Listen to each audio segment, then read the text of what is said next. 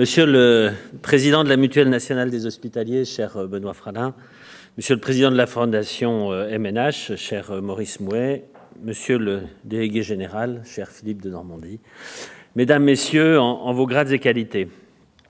Depuis sa création, votre Fondation, dans ses nombreuses actions, suit une boussole dont vous avez fait votre slogan et votre mission, prendre soin de l'humain dans la santé.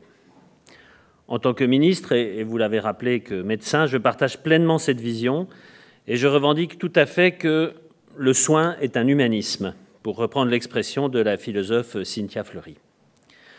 Concrètement, cela signifie favoriser une santé mieux vécue par tous, à la fois dans l'accès à la santé, les parcours de soins et la prévention. Cela s'incarne dans le combat que nous partageons contre toutes les inégalités en santé, qu'elles soient territoriales, sociales ou liées à des vulnérabilités particulières, comme le handicap ou le grand âge. C'est pour cela que j'ai tenu à être parmi vous ce soir, pour saluer votre engagement à l'occasion de cet événement qui marque un moment charnière dans la vie de votre Fondation. J'ai presque des regrets pour avoir assisté à la fin de la discussion de la table ronde.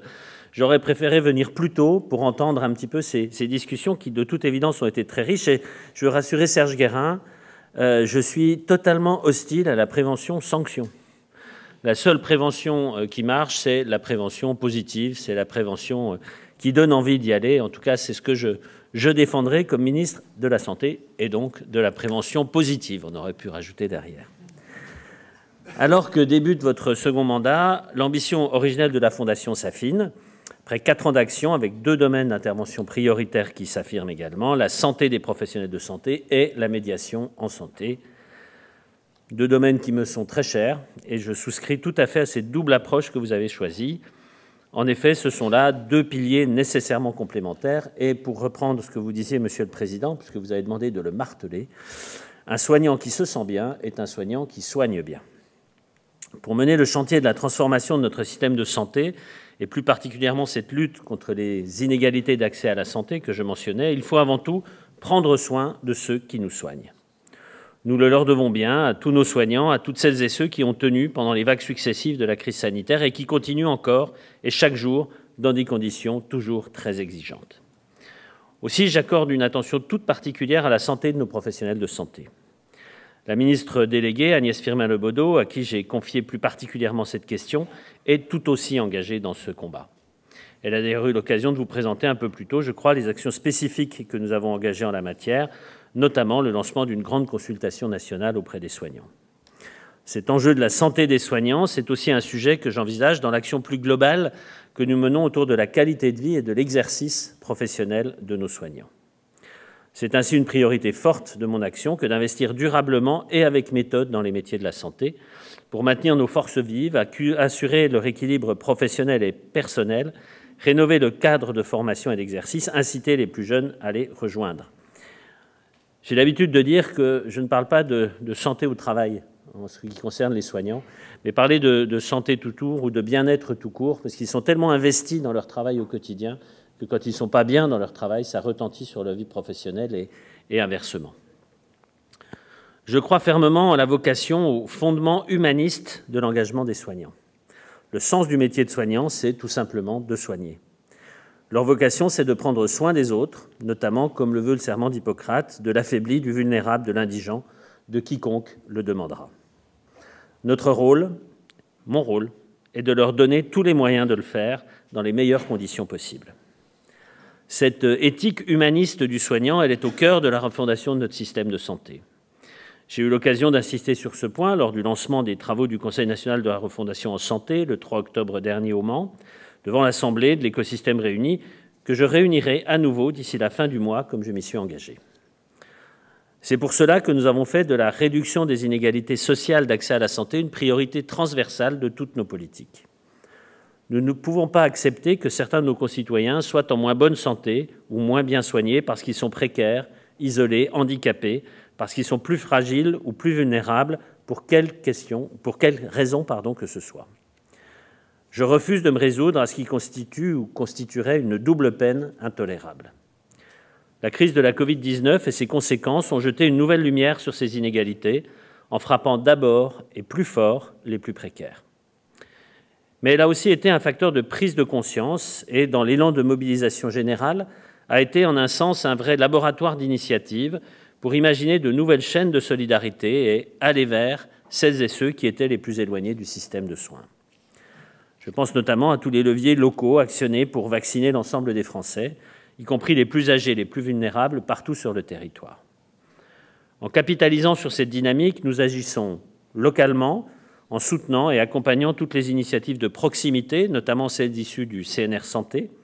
Je pense par exemple à ce qui a été travaillé à Paris autour de la création d'une échelle de coordination territoriale des acteurs de la médiation en santé, et au niveau national, pour façonner et reformuler une nouvelle grande stratégie d'aller vers et de médication en santé pour les 5 années à venir, que nous déploierons systématiquement avec l'ensemble des parties prenantes.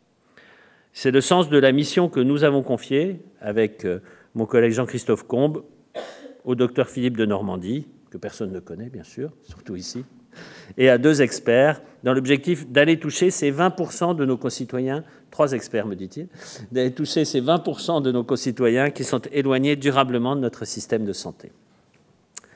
Cet important travail est en cours, il combine plusieurs approches, et je l'ai voulu co-construit avec les personnes concernées et centré sur la réponse à leurs besoins. Il s'agit de renforcer l'accessibilité des dispositifs déjà existants, de rapprocher l'offre de soins et de prévention positive, de développer des approches ciblées dans une logique populationnelle, de valoriser l'accompagnement par les pairs et d'organiser la complémentarité entre tous les différents acteurs et intervenants. En un mot, faire bouger et surtout élargir, ouvrir en grand les frontières de la santé. Cela passe bien sûr et de façon tout à fait centrale par le développement de la médiation en santé. Ce concept de médiation, il est porteur de sens. Dans le domaine économique ou juridique, il est bien souvent associé à des situations conflictuelles. Pourtant, sa racine étymologique nous ramène aux notions de lien et d'échange qui sont fondamentales. À nous de développer avec ambition la médiation en santé dans toute sa connotation positive. La Fondation MNH a toujours été une force moteur en ce sens, avec des appels à projets ambitieux permettant d'accompagner sur le long terme de nombreuses initiatives de terrain ainsi que des projets de recherche pour stimuler et évaluer l'impact social de la médiation en santé. Votre nouvel appel à projet qui est en cours reprend tout à fait les déterminants essentiels de la médiation en santé, qui est le triptyque « aller vers, faire avec », tout en sensibilisant et accompagnant les professionnels de santé et institutions. Vous l'aurez compris, ce n'est pas un hasard que nous ayons choisi de confier notre grande mission nationale à l'un des vôtres. Toutes ces actions que vous menez ici à la Fondation MNH, elles permettront de nourrir la réflexion nationale pour arriver à remplir les objectifs ambitieux que nous nous sommes fixés pour faire évoluer la médiation, notamment par la pérennisation de ses financements et la professionnalisation des métiers de la médiation. Mesdames et messieurs, dans son fameux discours sur la misère de 1849, Victor Hugo interpellait les représentants de la nation. « Vous n'avez rien fait tant qu'il y a au-dessous de vous une partie du peuple qui désespère. » J'estime qu'en termes politiques de santé publique, nous n'avons rien fait tant qu'une partie de nos concitoyens n'y ont pas accès.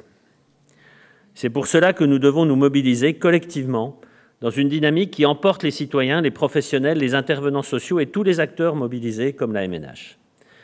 Je le répète, l'accès à la santé est la mère de toutes les batailles. Et cela restera toujours mon premier combat en tant que ministre de la Santé et de la Prévention. Nous avons face à nous de grands dossiers, et si les choses avancent positivement grâce à notre engagement collectif, cela ne doit que nous pousser à persévérer dans cette voie et à aller toujours plus loin. Je vous remercie.